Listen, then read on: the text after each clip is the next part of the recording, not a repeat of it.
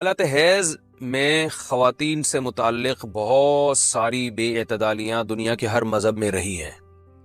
یہودی کیا کرتے تھے کہ حالت حیض میں عورت سے بالکل کنارہ کشی اختیار کر لیا کرتے تھے، اس کے قریب بھی نہ جانا، اور کھانا پینا بھی الگ اور جھوٹا بھی الگ۔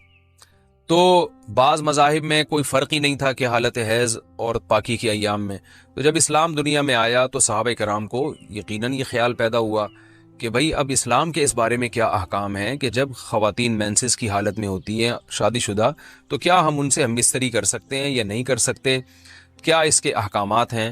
تو اللہ نے صحابہ کے سوال کو اور پھر اپنے جواب کو قرآن مجید کا جز بنا کے نازل کر دیا۔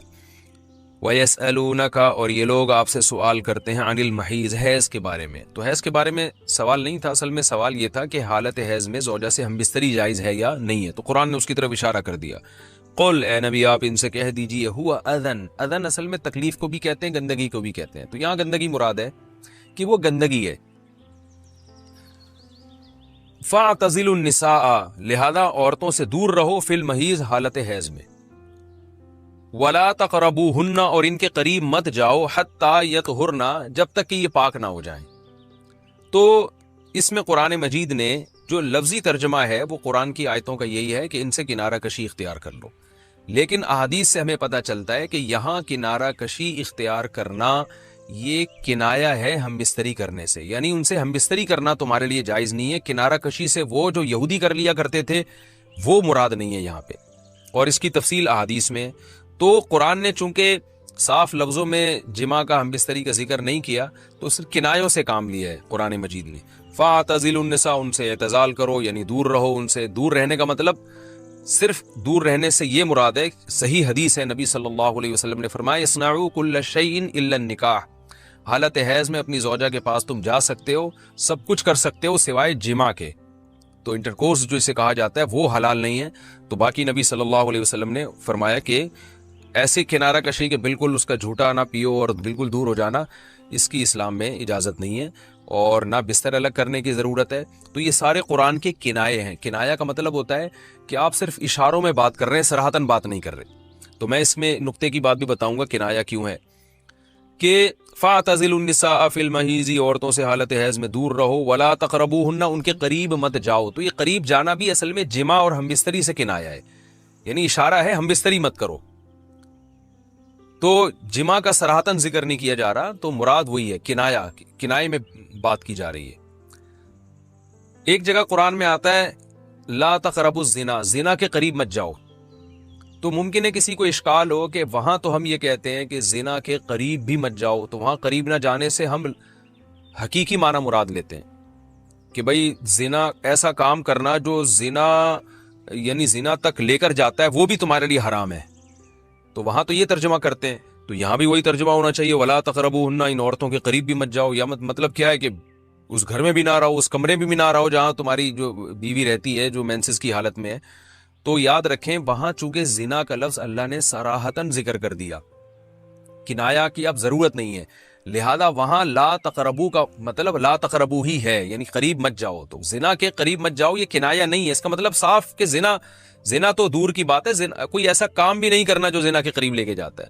لیکن یہاں اللہ نے ہم بستری کے لفظ کا صراحتاً ذکر نہیں کیا، لہذا جہاں ذکر نہیں ہوتا تو وہاں اشارتاً ذکر کیا جاتا ہے، اور اشارتاً جب ذکر کیا ہے تو یہاں لا تقربوہن، یہ قرب سے خاص قسم کا قرب مراد ہے، اس سے مطلق قرب مراد نہیں ہے کہ کسی کے بھی قریب چلے جاتے ہیں۔ تو یہاں خاص قسم کا قرب مراد ہے، وہ قرب یہی ہے کہ مکمل جمع کرنا حالت حیض میں، اس کی اجازت نہیں دی جا رہی، لیکن اللہ نے اس کو گول مول طریقے سے کنائے کے ذریعے ذکر کیا ہے۔ حتیٰ یطہرن، یہاں تک کہ وہ پاک ہو جائیں۔ تو یہ جو میں نے بتایا کہ حالت حیض میں نبی صلی اللہ علیہ وسلم سے صحیح حدیث سے ثابت ہے، اور اس پر پوری امت کا اجماع ہے، اتنی واضح احادیث ہیں بخاری اور مسلم کی اس بارے میں کہ حالت حیض میں آپ بیوی کے قریب جا سکتے ہیں، اور حیا کے خلاف مسئلہ ہے، لیکن اب ایک بات آ گئی تو بتا دوں کہ اس کی تفصیل فقہاء نے بیان کی ہے کہ جو ناف سے لے کر گھٹنوں تک جسم پہ کوئی کپڑا ڈال دیا جائے، اور پھر باقی زوجین ایک دوسرے سے جو ہے وہ ریلیشن قائم کر سکتے ہیں باقی باڈی کے ذریعے، لیکن یہ کہ جو مکمل جمع ہے وہ حلال نہیں ہے اور وہ سخت گناہ ہے۔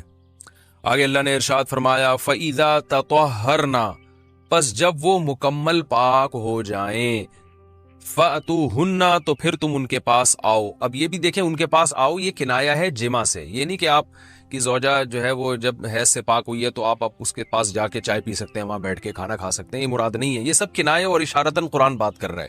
فَأْتُوهُنَّ تو ان کے پاس آؤ, یعنی مطلب ان سے تم جمع کر سکتے ہو, جمع کرو ان سے. من حیث امرکم اللہ, ایسے جیسے اللہ نے حکم دیا ہے. تو اس سے پتہ چلتا ہے کہ جمع کا ایک ناجائز اور حرام طریقہ بھی ہے اور ایک جائز طریقہ بھی ہے. تو قرآن بتا رہا ہے کہ جائز طریقے سے تم جمع کر سکتے ہو, ناجائز طریقے سے جمع نہیں کر سکتے. وہ جائز اور ناجائز کیا ہے وہ میں انشاءاللہ بتاتا ہوں. ان اللہ, بے شک اللہ تعالیٰ, یحب التوابین, توبہ کرنے والوں سے بھی محبت کرتا ہے, ویحب المتطہرین, اور تطہر جو ہے نا یاد رکھیں. دیکھیں یہاں دو لفظ استعمال ہوئے ہیں. ایک استعمال ہوا ہے طہورا یطہرو حتی یطہرنا, اس کا مطلب ہوتا ہے پاک ہو جانا, اور ایک ہوتا ہے تطہرنا, باب تکلف ہے, یعنی تھوڑا تکلف سے پاک ہونا, اہتمام کر کے. ایک پاک تو یہ ہے کہ بس چلو بھی پاک ہو گئے, ایک ہے کہ بہت یعنی پاک صاف رہنے کی بڑی کوشش کرنا. تو جو صفائی پسند لوگ ہوتے ہیں نا, وہ جب تک صفائی کا خبط ان کے اوپر سوار نہیں ہو جاتا اور تکلف نہیں کرتے, اس وقت تک پاک صاف وہ رہتے نہیں ہیں. تو اس لیے اللہ تعالیٰ نے تکلف کے ساتھ طہارت کا حکم دیا. تو اسی وجہ سے بہت سے علماء کہتے ہیں کہ اس سے حالت حیض کے بعد غسل کرنا مراد ہے, کہ اگر عورت کے 10 دن سے پہلے حیض آنا ختم ہو جائے تو عورت پر پھر واجب ہو جاتا ہے کہ وہ باقاعدہ غسل کر کے اپنے آپ کو پاک صاف کرے. تو یہی مراد ہے اس سے. اللہ نے فرمایا فَإِذَا تَطَهَّرْنَا, جب وہ مکمل پاک ہو جائیں, فَأْتُوهُنَّ مِنْ حَيْثُ أَمَرَكُمُ اللَّهُ, تو پھر اس طرح آؤ ان کے پاس جیسے اللہ نے حکم دیا. بے شک اللہ تعالیٰ محبت کرتا ہے توابین, توبہ کرنے والوں سے, وَيُحِبُّ الْمُتَطَهِّرِينَ, اور خوب تکلف کے ساتھ پاک صاف رہنے والوں سے. تو توبہ اور تطہر کا تذکرہ کیا. توبہ روحانی طہارت کو کہتے ہیں, اور جو تطہر ہے وہ جسمانی طہارت کو کہتے ہیں. یعنی اسلام یہ چاہتا ہے کہ آپ روحانی طور پہ بھی پاک صاف رہیں اور جسمانی طور پہ بھی. روحانی پاکی کیا ہے کہ اگر آپ سے کوئی گناہ ہو جاتا ہے تو رو دھو کے اللہ کو منا کے راضی کر لیں, تاکہ دل جو گندا ہوا ہے وہ بھی صحیح ہو جائے. اور جسمانی پاکی یہی ہے کہ جسم پہ کوئی گندگی لگی ہے تو وہ پاک ہو جائے. تو اس میں اللہ نے حالت حیض میں عورت کو بھی حکم دیا کہ وہ بھی نہا دھو کے پاک ہو جائے جب حیض سے پاک ہوتی ہے, اور مرد کو بھی حکم دیا کہ حالت حیض میں تم گندگی کی حالت میں جماع مت کرو بیوی کے ساتھ, خون میں لت پت ہو جائے گا انسان, اور یہ گندگی ہے. تو اللہ تعالیٰ پاک صاف رہنے والوں کو پسند کرتے ہیں. تو جو حالت حیض میں بیوی سے جمع کرتا ہے اس کا مطلب وہ پاک صاف آدمی نہیں ہے, وہ گندگی کے وقت میں اس کے قریب جا رہا ہے. تو یہ بھی غلط ہے. اور اگر خدا نخواستہ کسی سے ایسا ہو گیا ہو تو اللہ نے توبہ کا حکم دیا کہ توبہ کر کے اللہ کو مناؤ, کیونکہ روحانی طور پر جو گندگی ہوئی ہے اس سے بھی تمہیں پاک رہنا ضروری ہے. تو اللہ کو اچھے لوگ, پاکیزہ لوگ پسند ہیں. تو حالت حیض کی آیتوں کے بعد اللہ نے یہ اس لیے حکم دیا تاکہ اس عمل کے دوران گندگی میں ملوث نہ ہونا پڑے. اور یہ حکمت بھی اللہ نے بیان کر دی کہ حالت حیض میں جمع سے ہم تمہیں اس لیے منع کر رہے ہیں کہ اللہ کو پاک صاف لوگ پسند ہیں, گندگی میں انوالو ہونے والے, ملوث ہونے والے لوگ اللہ کو پسند نہیں ہیں.